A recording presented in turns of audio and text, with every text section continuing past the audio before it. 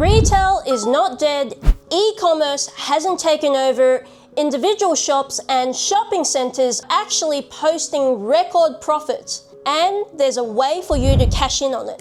Hi, I'm Anita Yao. I've done over 200 plus commercial property transactions as a leading commercial buyer's agent in Australia. If you feel you need help with sourcing quality commercial deals and like the idea of having an ex-construction and property lawyer with a combined 20 plus years experience in the property industry, then I'll leave a link for a free discovery call in the below comment section. Today, I'm breaking down the full retail property hierarchy, tiers that actually perform in today's market and trends reshaping the sector right now. Plus, I've got a tip for undervalued asset.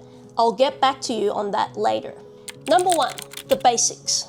There are over 2.7 million businesses in Australia. 150,000 of those are retail businesses like cafes, bakers, vets, hairdressers, supermarkets, and they all need a space to operate in. This is where 87% of all retail sales are still happening. But for landlords, not all retail spaces are created equal. They fall into three tiers. Number one, prime retail. This is the gold standard and what most everyday people are familiar with. A lot of foot traffic, tons of other shops, and usually close to city centre.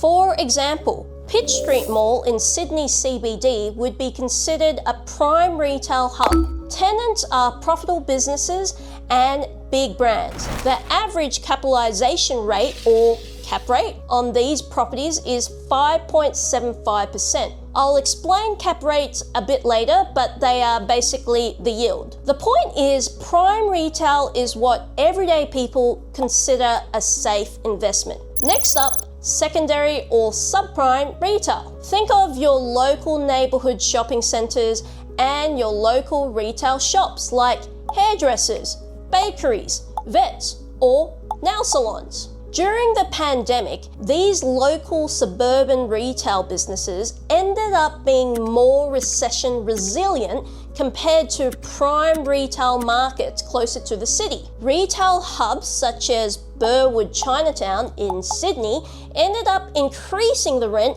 to new heights due to the demand for smaller retail spaces towards the tail end of the pandemic. You also get a slightly higher yield in these areas, sitting around 5 to 6% net yields. Finally, we have major regional retail strips. These areas typically attract highest yields around 6.25% or more due to the lack of competition. These regional town centres typically have a mixture of businesses such as local cafes, restaurants, convenience stores, chemists, and supermarkets. But as the saying goes, the higher the yield, the higher the risk. That's why it is important to analyze the economy, demographics, age, traffic, population growth, as well as the job market in the area. These are just some of the things we look at when carrying out due diligence work. One-dimensional economies such as business activities or investments that are heavily reliant on mining towns do not fare as well as major regional towns that have a flourishing, diverse economy. After buying hundreds of properties over the years, single tenancy or multi-tenanted properties do not dictate how well a retail asset does. The most important thing is buying the asset with good fundamentals. While some may consider single tenants with a single lease simplifies their life, some view multi-tenanted properties, meaning different tenants under the same roof, as spreading the risk.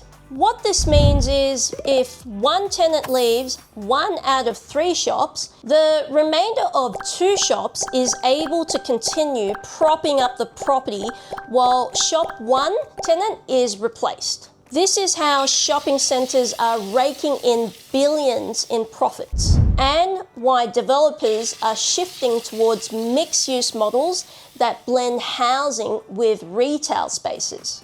Now for the big question. Is it the right time to invest? Number 2, the market.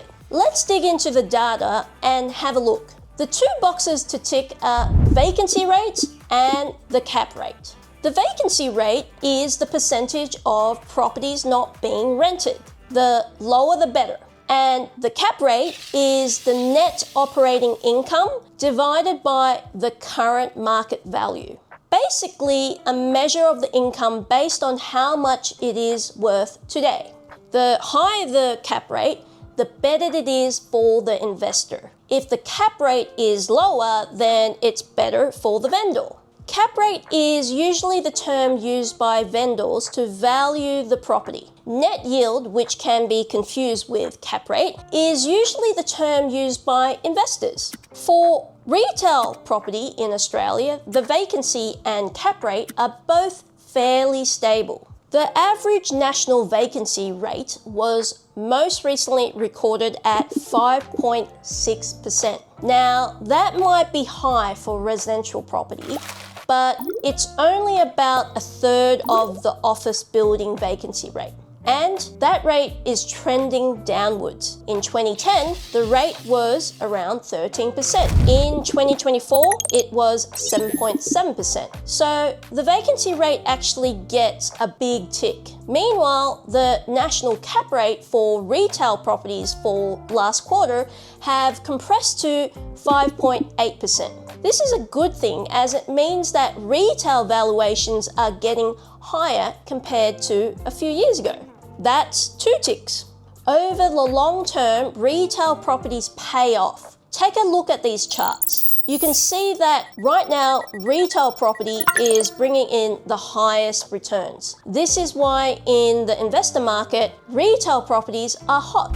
The investment volume in 2024 was 10 billion. Last year, that number hit 13 billion. Ready to get involved? CRE Wealth can get you into the market. But before you go, I've got that tip I promised. The best investment right now is subprime retail shops and your local neighborhood shopping centers. They are your local hairdressers, bakeries, chemists, and beauty salons. Why?